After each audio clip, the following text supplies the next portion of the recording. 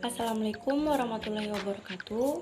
Pertama-tama izinkan saya memperkenalkan nama-nama kelompok kami. Yang pertama ada saya sendiri, Friska Mupang. Yang kedua ada Renly Aprilia. Yang ketiga ada Jamila. Dan yang keempat ada Muhammad Nadriansyah.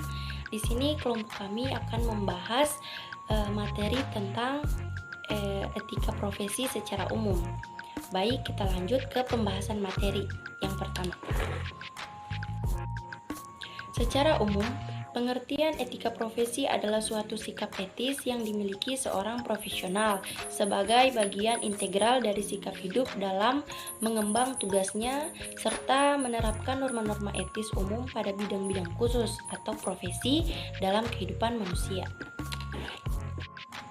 Etika profesi atau kode etik profesi sangat berhubungan dengan bidang pekerjaan tertentu yang berhubungan langsung dengan masyarakat atau konsumen. Konsep etika tersebut harus disepakati bersama oleh pihak-pihak yang berada di lingkup kerja tertentu, misalnya dokter, jurnalistik dan pers, guru, engineering atau rekayasa, ilmuwan, dan profesi lainnya. Kode etik profesi ini berperan sebagai sistem norma, nilai, dan aturan profesional secara tertulis yang dengan tegas menyatakan apa yang benar atau baik dan apa yang tidak benar atau tidak baik bagi seorang profesional. Dengan kata lain, kode etik profesi dibuat agar seorang profesional bertindak sesuai dengan aturan dan menghindari tindakan yang tidak sesuai dengan kode etik profesi. Baik, saya akan melanjutkan materi yang telah disampaikan sebelumnya oleh saudari Friska Melati Kupang. Etika profesi menurut para ahli, yang pertama ada Anang Usman SH MSI. Menurut Anang Usman SH MSI, etika profesi adalah sikap hidup untuk memenuhi kebutuhan pelayanan profesional dari klien dengan keterlibatan dari keahlian sebagai pelayanan dalam rangka kewajiban masyarakat sebagai keseluruhan terhadap para anggota masyarakat yang membutuhkannya dengan disertai refleksi yang seksama. Setelah itu, yang kedua ada Siti Rahayu, di mana menurut Siti Rahayu pengertian etika profesi adalah kode etik untuk profesi tertentu dan karenanya harus dimengerti selayaknya, bukan sebagai etika absolut. Dan yang ketiga ada Kaiser, di mana menurut Kaiser pengertian etika profesi adalah sikap hidup berupa keadilan untuk memberikan pelayanan profesional terhadap masyarakat dengan penuh ketertiban dan keahlian sebagai pelayanan dalam rangka melaksanakan tugas berupa kewajiban terhadap masyarakat. Materi selanjutnya akan dilanjutkan oleh Renly Aprilia Pakaya. Prinsip dasar etika profesi. 1. Prinsip tanggung jawab. Setiap profesional harus bertanggung jawab terhadap pelaksanaan suatu pekerjaan dan juga terhadap hasilnya.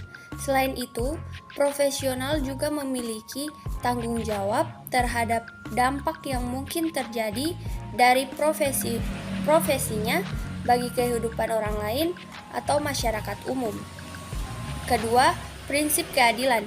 Pada prinsip ini, setiap profesional dituntut untuk mengedepankan keadilan dalam menjalankan pekerjaannya. Dalam hal ini, keadilan harus diberikan kepada siapa saja yang berhak. Ketiga, prinsip otonomi. Setiap profesional memiliki wewenang dan kebebasan dalam menjalankan pekerjaan sesuai dengan profesinya. Artinya, seorang profesional memiliki hak untuk melakukan atau tidak melakukan sesuatu dengan mempertimbangkan kode etik profesi. Keempat, prinsip integritas moral. Integritas moral adalah kualitas kejujuran dan prinsip moral dalam diri seseorang yang dilakukan secara konsisten dalam menjalankan profesinya. Artinya, seorang profesional harus memiliki komitmen pribadi untuk menjaga kepentingan profesinya, dirinya, dan masyarakat. Baik, pemateri selanjutnya akan dibacakan oleh teman saya yaitu Nadri. Fungsi kode etik profesi. 1. Sebagai pedoman bagi semua anggota suatu profesi tentang prinsip profesional yang ditetapkan. 2. Sebagai alat kontrol sosial bagi masyarakat umum terhadap suatu profesi tertentu. 3. Sebagai sarana untuk mencegah campur tangan dari pihak lain di luar organisasi terkait hubungan etika dalam keanggotaan suatu profesi. Tujuan kode etik profesi. 1. Untuk menjunjung tinggi martabat suatu profesi. 2. Untuk menjaga dan mengelola kesejahteraan anggota profesi. 3. Meningkatkan pengabdian para anggota profesi. 4. Untuk membantu meningkatkan mutu suatu profesi. 5. Untuk meningkatkan pelayanan suatu profesi di atas keuntungan pribadi. 6. Menentukan standar baku bagi suatu profesi. Dan ketujuh, untuk meningkatkan kualitas organisasi menjadi lebih profesional dan terjalin dengan erat. Itulah hasil pemaparan materi dari kelompok kami. Sekian dan terima kasih.